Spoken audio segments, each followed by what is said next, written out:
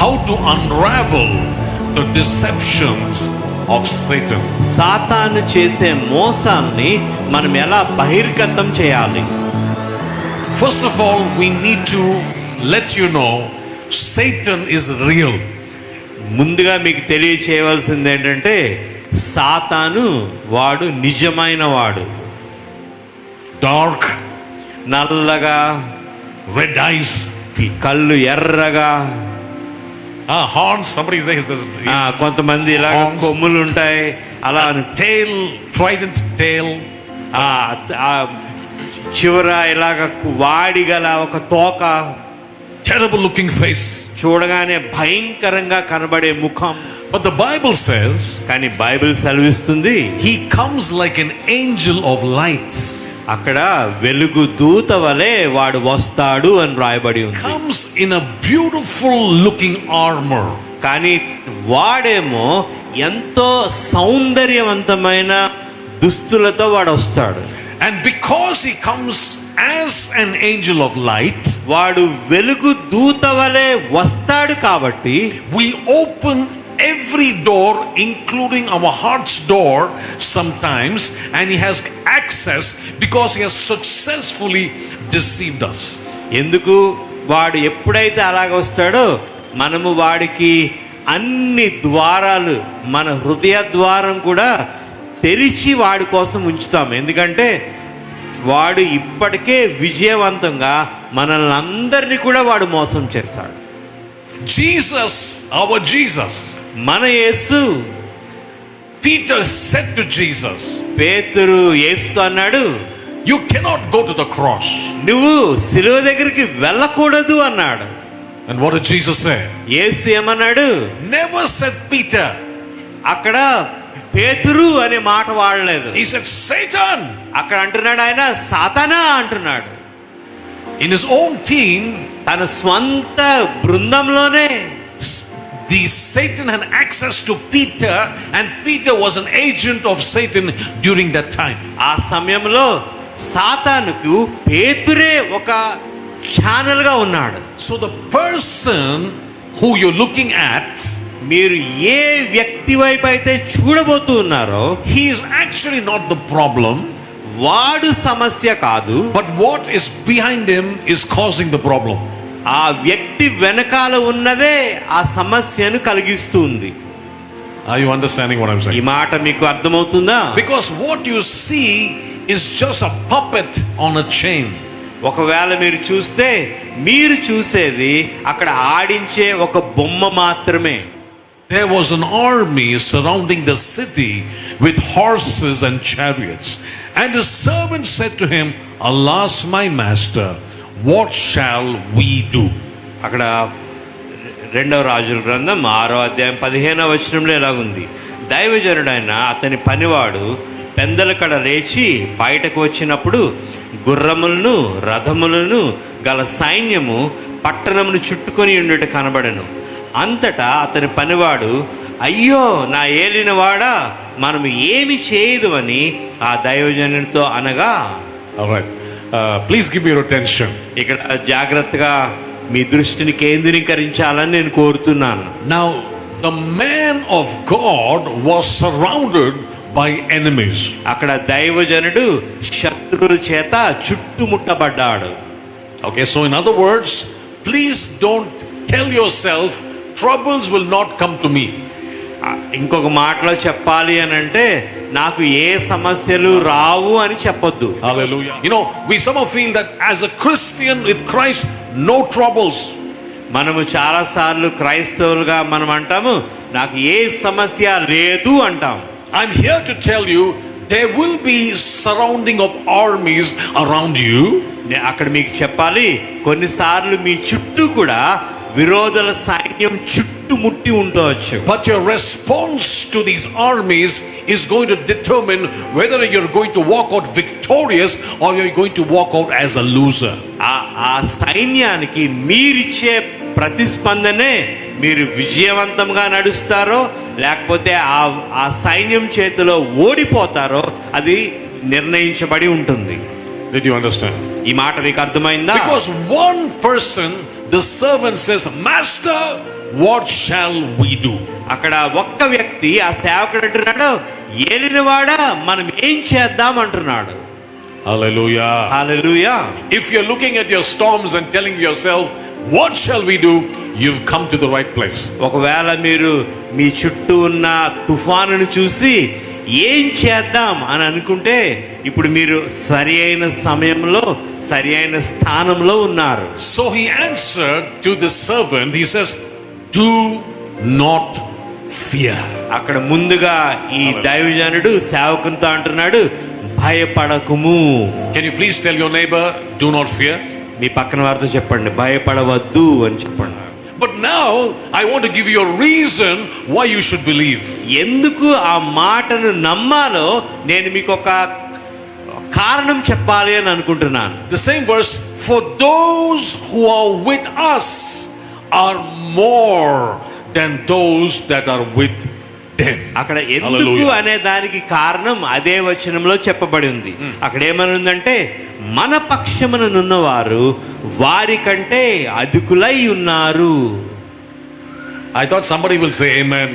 ఈ మాట వినగానే ఎవరు ఆమెన్ అని I చెప్తారేమో thought అని somebody will get excited. ఆ మాట వినగానే ఎవరికో చాలా సంతోషం వచ్చి Listen, ఉంటది it అని is అనుకున్నాను. true that we have armies surrounding us, evil forces surrounding us, the tricks of the devil surrounding us.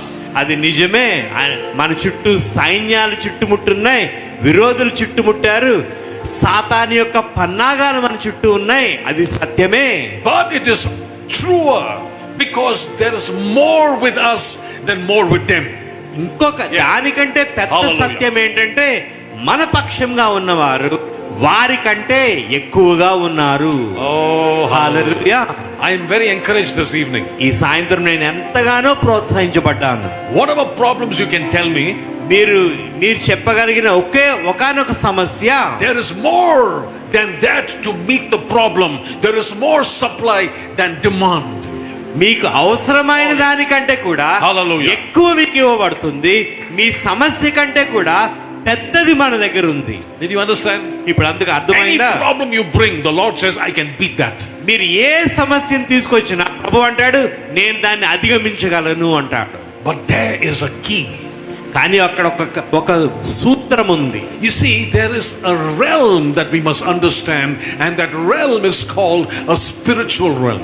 మనము ఒక లోకాన్ని అర్థం చేసుకోవాలి. ఆ లోకం ఏంటంటే ఆత్మీయమైన లోకం. Amen. Did you understand that? ఆ మాట అర్థమవుతుందా? Therefore, what you see is not real. What you don't see behind that is more real than what you see. మీకు కనబడేదేమో అది వాస్తవం కాదు, కానీ మీకు దాని వెనకాల కనబడంది ఒకటి ఉంది, అది దానికంటే కూడా ఎక్కువ వాస్తవమైనది. Oh, hallelujah. Hallelujah. See, that revelation has to come. Those who are with me is greater than any attack of the enemy. నాతో పాటు Oh, yes. ఉన్నవాళ్ళు Hallelujah. విరోధి చేసే దాడి కంటే కూడా ఎక్కువగా ఉన్నవారు. Amen. Amen. So now Elisha prayed a prayer, very interesting ఇక్కడ prayer. ఎలీషా ఒక చాలా ఆసక్తికరమైన ప్రార్థన చేశాడు. He said, Lord, I pray, అక్కడ అంటున్నాడు, ప్రభువా నేను ప్రార్థిస్తున్నాను, open this man's eyes, వీడు చూచినట్లు వీడి కండ్లు తెరువుము అన్నాడు. that he may see. వాడు చూచినట్లు వీడి కండ్లు తెరువు అన్నాడు. Now please be aware that this fellow was not blind. అక్కడ ఈ విషయం జ్ఞాపకం పెట్టుకోండి, ఈ సేవకుడు గుడ్డివాడు కాదు. But the man of God prays, open his eyes, Lord. కానీ ఇక్కడ దైవజనుడు అంటున్నాడు, ప్రభువా వీడి కండ్లు తెరువు అని ప్రార్థిస్తున్నాడు. Hallelujah. Hallelujah. Let's lift our hands and pray the same prayer. మనము ఈ సాయంత్రం Oh, hallelujah. మన చేతులు కూడా పైకెత్తి Lord, అదే open ప్రార్థన my చేద్దాం. eyes, open my eyes, ప్రభువా Lord.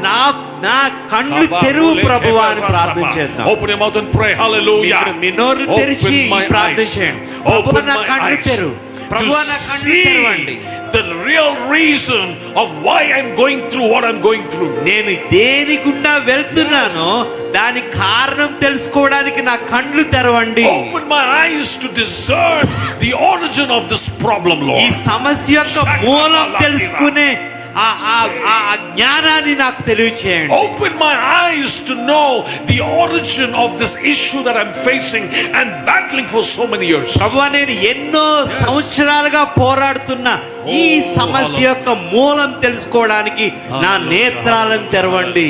Amen. Amen. Amen. I'm telling you something today. ఈ దినం నేను మీకు ఏదో తెలియచేస్తున్నాను. The smoke screen, you know what is a smoke screen? When you have a smoke in the room, you don't know where you're going. ఒకవేళ మీరు ఏ గదిలోకైనా వెళ్ళినప్పుడు ఆ గది అంతా పొగ ఉంటే మీరు ఎటు వెళ్తున్నారో మీకు తెలియదు, అంతా కూడా పొగ కమ్ముకుని ఉంటుంది. So we think that fellow is the problem. మనం అనుకుంటాము ఆ వ్యక్తి సమస్య అనుకుంటాం, That organization is the problem. ఆ సంస్థ సమస్య అనుకుంటాం, That situation is causing the problem. ఆ పరిస్థితే ఈ సమస్య తీసుకొచ్చింది అని అనుకుంటాం. It's a smoke screen.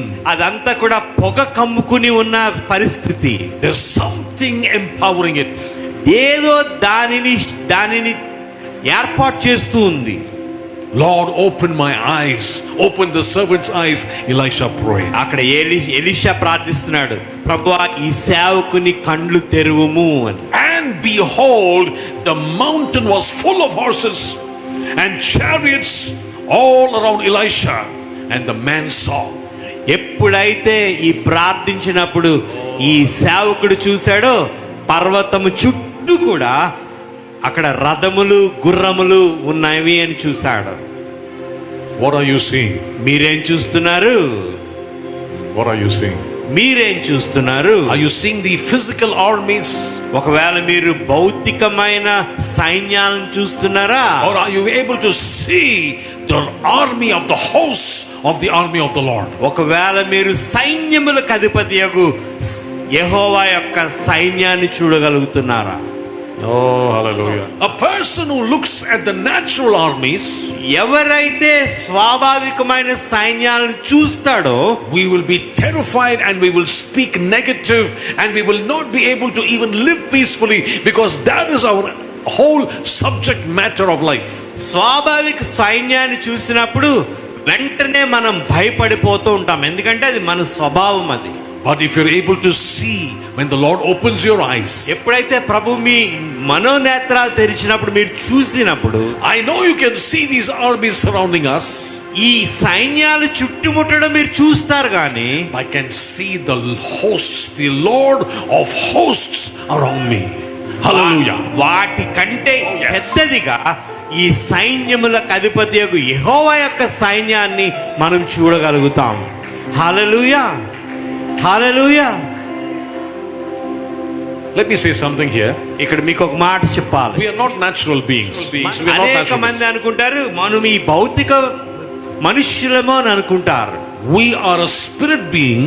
మనము స్వాభావికంగానే మనం ఆత్మీయమైన వ్యక్తులము. We have a soul.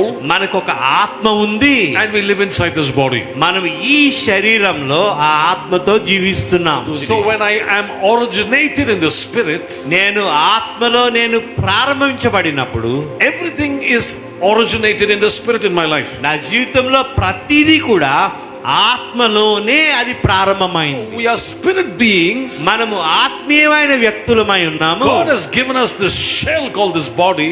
దేవుడు మనకి ఈ పై రూపమైన శరీరాన్ని ఇచ్చాడు. He's given us a soul ఆయన మనకు ఒక ప్రాణమునిచ్చాడు, that we may experience things related to this world.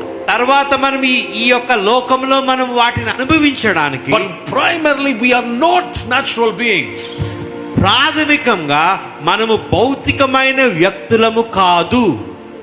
That awareness should be very, very serious, ఎప్పుడు కూడా embedded మనకి inside ఆ us. జ్ఞానము మనకి ఉండాలి. Because I'm a spirit being, నేను ఆత్మీయమైన వ్యక్తిని కాబట్టి I am at war with the natural being.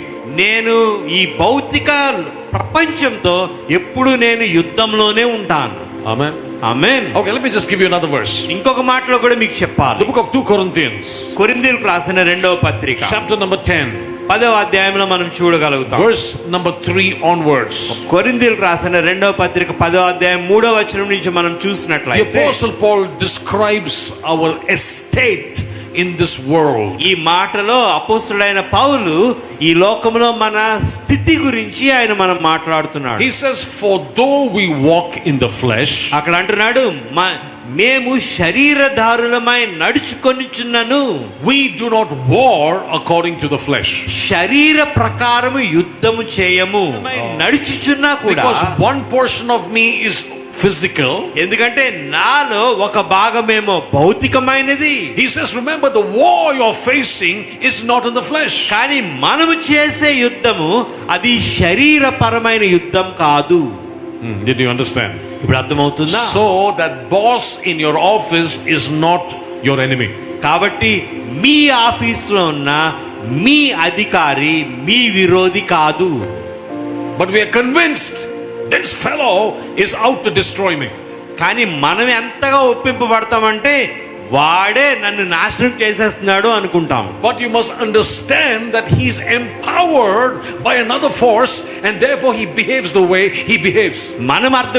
మనం ఎలాగ అర్థం చేసుకోవాలంటే వేరే శక్తి ద్వారా ఆయన ప్రభావితం చేయబడ్డాడు కాబట్టి మనకి వ్యతిరేకంగా పనిచేస్తున్నాడు. Are you understanding what I'm saying? అర్థమవుతుందా నేనేం మాట్లాడుతున్నానో? So because we are spiritual beings, మనము ఆత్మీయమైన వ్యక్తులము కాబట్టి we take and attack all these natural issues not in the natural but in the spiritual. కాబట్టి మన చుట్టూ ఉన్న ఈ స్వాభావికమైన పరిస్థితులన్నిటినీ కూడా భౌతికంగా కాదు కానీ ఆత్మీయంగానే మనం ఎదుర్కొంటున్నాము. Did you understand? ఇప్పుడు అర్థమవుతుందా? Everything originated from the spirit. ప్రతిదీ కూడా ఆత్మ నుంచే ఆరంభమైంది. In the beginning was the word, ఆదియందు వాక్యము ఉండెను, and the word was with God and the word was God. వాక్యము దేవుని యొద్ద ఉండెను, వాక్యము దేవుడై ఉండెను. All things were made by him, సమస్తమును ఆయన వలన జరిగి, and nothing that was made without him making it. చేయబడినది ఏది కూడా ఆయన లేకుండా చేయబడలేదు. What created everything? సమస్తమును ఏది సృజించింది? వాక్యము. That word is spiritual. ఆ వాక్యము ఆత్మీయమైనది. It's not natural, it's spiritual. అది భౌతికమైనది కాదు కానీ ఆ వాక్యము ఆత్మీయమైనది. And so today one thing you must understand, ఈ దినము ఒకటి మీరు అర్థం చేసుకోవాలి. to change your environment, మీ చుట్టూ ఉన్న వాతావరణాన్ని మార్చడానికి you use the original spiritual material which is the word of God to change your situation. మీ ప్రాథమికంగా మీతో ఉన్న ఆత్మీయ పదార్థమైన దేవుని వాక్యాన్ని మీరు వాడాలి. Did you understand? మీకు ఇప్పుడు అర్థమవుతుందా? The doctor may give you a report. Doctor గారు మీకు ఒక రిపోర్ట్ ఇవ్వచ్చు. That's true. అది నిజమే. Because as Elisha said, yes, there's a natural army surrounding me. He did not say no. Elisha అంటున్నాడు కదా, అవును మన చుట్టూ చాలా పెద్ద సైన్యం ఉంది అంటున్నాడు కానీ లేదు అని అనటం లేదు. He said, I'm calling on the spiritual to attack the natural. కానీ ఎప్పుడైతే ఆత్మలో చూసినప్పుడు ఈ భౌతికమైన దాన్ని ఎదిరించవచ్చు. Though you walk in the flesh, మీరు శరీరంలో నడిచినా కూడా you do not war in the flesh. ఈ శరీర ప్రకారము మనం యుద్ధం చేయము. Hallelujah. Hallelujah. Whether you like it or not, you are at war.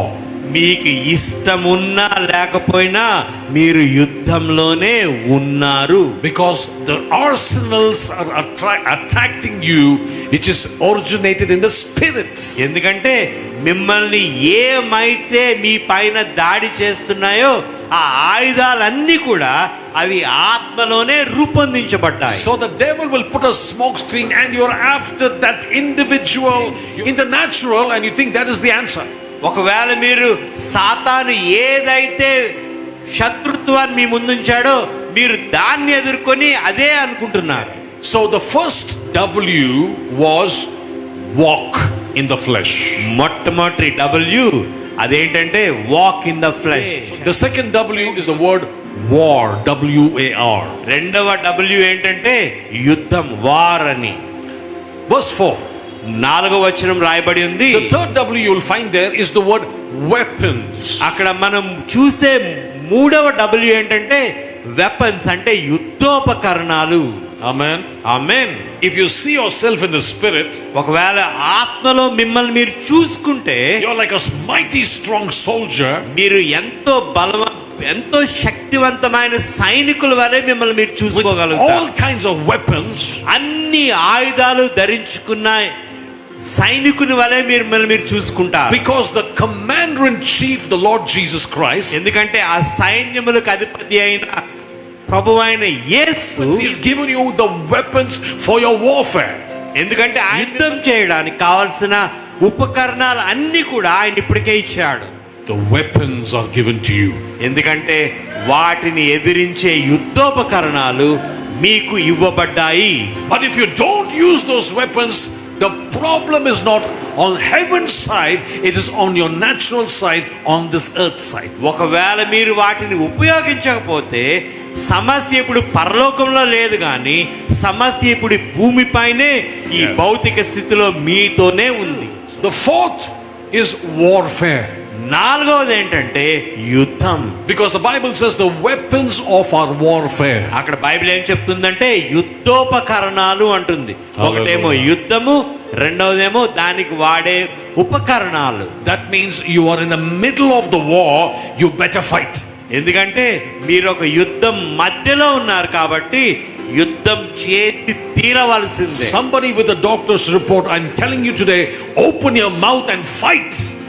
ఒకవేళ ఎవరైనా ఇక్కడ ఉన్న వాళ్ళు డాక్టర్ రిపోర్ట్తో ఉంటే మీరు చేయవలసిన పని ఏంటంటే నోరు తెరిచి యుద్ధం చేయాలి.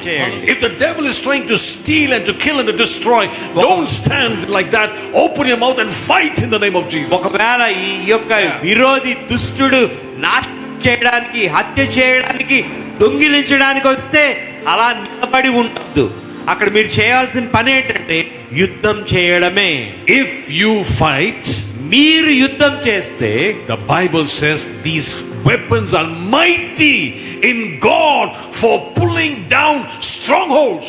అక్కడ ఏమని చెప్తుందంటే ఈ శక్తివంతమైన వాటిని లాగివేసే ఆయుధాలుగా అవి ఉన్నాయని రాయబడుతుంది. Simple. It says if you use, you will pull down strongholds. అక్కడ ఏమని రాయబడి ఉందంటే ఈ శక్తివంతమైన వాటిని కూడా మీరు లాగివేయగలిగే శక్తి కలిగిన వారు. Oh, somebody ought to say amen. And ఎవరైనా ఆమేన్ అని చెప్దామా? You see, when Jesus was going on the journey from this side to the other side in Mark chapter 4, mark సువార్త 4వ అధ్యాయంలో యేసు పడవలో ఈ ఒడ్డు నుంచి అవతల ఒడ్డుకు వెళ్తూ ఉన్నాడు. now the boat is going in the water. అక్కడ ఆ పడవ నీటిలో వెళ్తూ ఉంది. If you're asking me why trouble comes to me, ఒకవేళ మీరు అడగొచ్చు సమస్య నాకెందుకు వస్తుందండి? you see, these forces want to attack the King of Kings, the Lord of Lords, the Word Himself. ఈ యొక్క శక్తులన్నీ కూడా రాజులకు రాజు, ప్రభులకు ప్రభు పైకే రావడానికి ప్రయత్నిస్తూ So ఉన్నాయి. let's see how He handled it very quickly. చాలా త్వరగా ఆయన దాన్ని ఎలా ఎదుర్కొన్నాడో చూద్దాం. The Bible says the storm was so strong, ఆ తుఫాను ఎంత పెద్దగా ఉంది అని అంటే the waves beat against the boat. ఆ కెరటాలన్నీ కూడా పడవను అవి కొడుతూ ఉన్నాయి. And the disciples, they must have been so terrified, they woke up Jesus and says, Lord, don't you care that we are perishing? అక్కడ శిష్యులు ప్రభువుని లేపి అంటున్నారు, ప్రభువా మేము నశించిపోతున్నాం, నీకు కనబడట్లేదా అంటున్నారు. Listen very carefully. జాగ్రత్తగా వినండి. What did they see? వారు ఏం చూశారు? They saw the waves. వారేమో కెరటాలను చూశారు. Correct? But what empowered the waves? కానీ ఆ కెరటాలు అలా కొట్టడానికి ఏది శక్తివంతమైంది? The wind. దానికి కారణం ఏంటంటే గాలి. Wind you cannot see, గాలిని మనం చూడలేం, but the effect of the wind through the waves you can see. కానీ ఆ గాలి యొక్క ప్రభావాన్ని ఈ కెరటాల ద్వారా మీరు చూడవచ్చు. The waves that you're seeing in your life మీ జీవితంలో మీరు చూస్తున్న కెరటాలు is powered by something else. ఇంకా దేని ద్వారానూ అవి శక్తివంతం కాబడ్డాయి. So if you can understand what is powering your waves, you'll be able to attack your problem.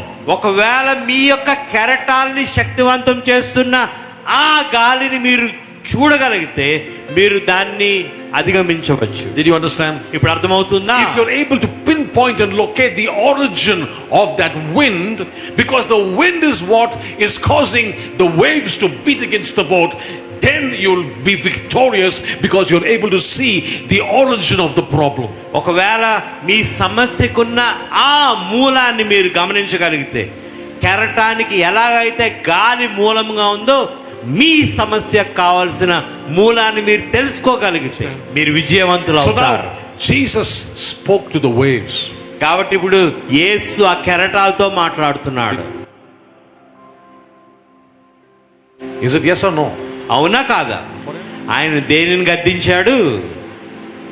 The wind. ఆయన గాలిని గద్దింపగా అని ఉంటుంది. Because the waves are just the effect of the wind. ఎందుకంటే ఆ కెరటాలన్నీ కూడా ఆ గాలి యొక్క ప్రభావంగా ఉన్నాయి. When he spoke to the wind, the waves ceased. ఎప్పుడైతే ఆయన గాలిని గద్దింపగానే కెరటం నిమ్మలమైపోయింది. You must pray. Lord, Yes. open my eyes. మీరు ప్రార్థించాలి అందుకొరకే, ప్రభువా కళ్ళు తెరువు. Jesus was walking to a particular direction one day with his disciples. యేసు ఒక దినాన్ని ఒక ప్రత్యేకమైన దిశలో ఆయన నడుస్తున్నాడు. He saw a tree and figs were supposed to be on that tree. ఆ అంజూరపు చెట్టుని చూసినప్పుడు ఆ సమయానికి ఆ చెట్టుకు అంజూరపు పండ్లు ఉండి ఉండాలి. But the tree said, Jesus, sorry, I cannot give you figs. అక్కడ ఆ చెట్టు అంటుంది, ఆ యేసు నన్ను క్షమించి నేను నీకు పండ్లు ఇవ్వలేను అంటుంది. Did you know that the tree spoke to Jesus? మీకు తెలుసా యేసు ఆ చెట్టు యేసుతో మాట్లాడిందని? తెలుసా తెలియదా? I'm already confusing you. ఇప్పటికే నేను మిమ్మల్ని గందరగోళం చేస్తున్నాను కదా. But why the tree spoke to Jesus? ఎందుకు ఆ చెట్టు యేసుతో మాట్లాడింది అని నేను అంటున్నానంటే, Because the Bible says Jesus answered. ఎందుకంటే అక్కడ బైబిల్ ఏం చెప్తుందంటే యేసు ప్రత్యుత్తరం ఇచ్చాను అని ఉంటుంది. The tree didn't speak in the natural, ఒకవేళ అది భౌతికంగా మాట్లాడకపోయి ఉంటే, but it spoke in the spiritual. కానీ ఆత్మీయంగా చెట్టు మాట్లాడింది. Jesus says, no more, nobody eats of you again. యేసు ఎప్పుడైతే ఆ మాటలు విన్నాడో అంటున్నాడు, ఇంకెప్పుడు ఎవరు నీ పండ్లు తినరు అని చెప్తున్నాడు. In the natural it was just a tree not speaking. అక్కడ మామూలుగా భౌతికంగా చూస్తే మామూలుగా ఉన్న ఒక చెట్టు అదేం మాట్లాడటం లేదు. But in the spirit it says, I cannot give you fruit. కానీ ఆత్మీయంగా చెట్టు అంటుంది, నేను నీకు ఫలాన్ని ఇవ్వలేను అంటుంది. Many of you are working very hard but you're not seeing fruit. మీరు చాలా కష్టపడిన తర్వాత కూడా ఫలాన్ని చూడకపోతే, I pray in the name of Jesus you'll use Jesus' strategy to attack the problem. కానీ అక్కడ నేను యేసు నామములో మీ గురించి ప్రార్థిస్తున్నాను, మీరు యేసు యొక్క పద్ధతిలో ఆ సమస్యను మీరు అధిగమించుదురు కాక. The tree died from the roots. అక్కడ బైబిల్ ఏం చెప్తుందంటే ఆ చెట్టు వేళ్ళ నుండి ఎండిపోయింది అని Not from top to bottom, from bottom to top. అది పైనుంచి కిందకి ఎండిపోలేదు, కానీ వేళ్ళ నుంచి పైకి ఎండిపోయింది. The Holy Spirit is opening our eyes like an X-ray to see that what died first is the roots. అక్కడ పరిశుద్ధాత్ముడు మన కళ్ళు తెరిచి ఆయన మనకు చూపిస్తున్నాడు, ముందుగా చనిపోవాల్సింది ఆ వేరు. Right? But the tree looks green on the outside. కానీ బయటకు చూస్తేనేమో చెట్టు పచ్చగానే ఉంది. Your natural is not the dictating factor in your life. మీ భౌతిక స్థితి అది మిమ్మల్ని నిర్ధారించే పరిస్థితి కాదు. The root died. Give it a few days, it will die completely. కొన్ని దినాల్లోనే అది పూర్తిగా చచ్చిపోతుంది.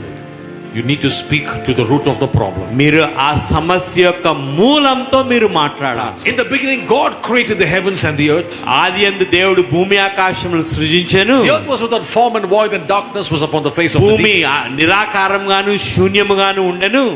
Darkness.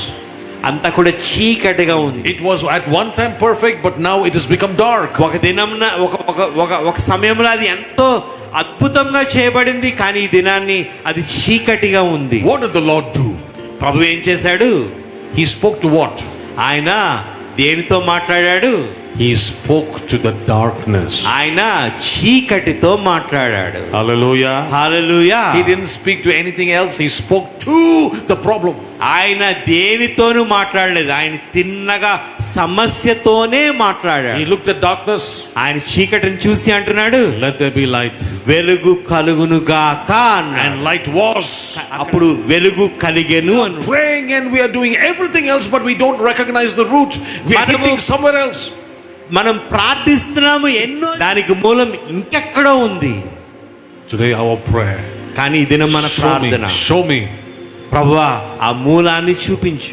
The weapon that you have, మీ దగ్గర మీరు కలిగి ఉన్న ఆ ఆయుధం, which can destroy the enemy, అది విరోధిని నాశనం చేయగలిగింది, is the knowledge of God.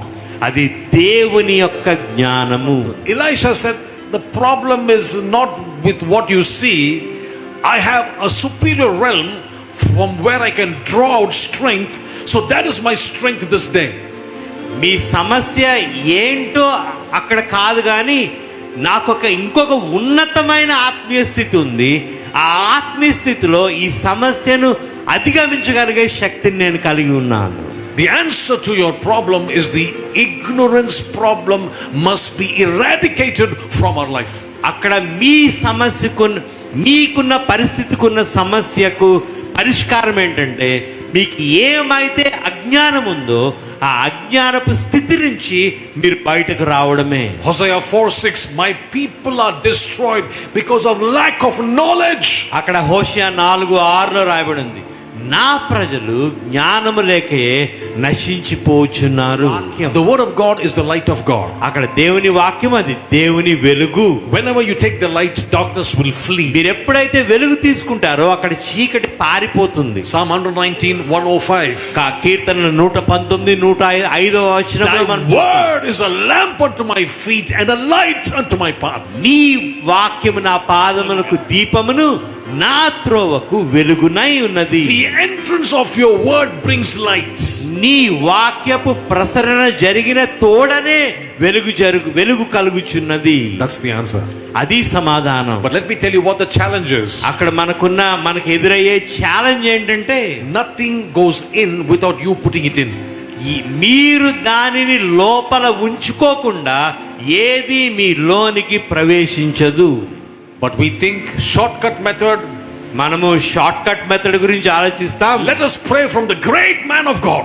మనం గొప్ప దైవజనుడితో ప్రార్థన చేయించుకుందాం అనుకుంటారు. When the great man of God prays, ఆ గొప్ప దైవజనుడు ప్రార్థించినప్పుడు my life will 100% change. నా జీవితం 100% మారిపోతుంది అనుకుంటాం. It's like telling a farmer, అక్కడ ఒక వ్యవసాయదారుడికి చెప్పడం ఎలా ఉంటుందంటే, go and get prayed with the great man of God, వెళ్ళి గొప్ప దైవజనుడితో ప్రార్థన చేయించుకో, and go and harvest from your field, వెళ్ళి మీ పొలంలోంచి పంటను కోసుకో, without sowing anything. ఏమీ నాటకుండానే పంట తెచ్చేసుకో అన్నట్టు ఉంటుంది. Let us sow. ముందుగా మనం నాటుదాం.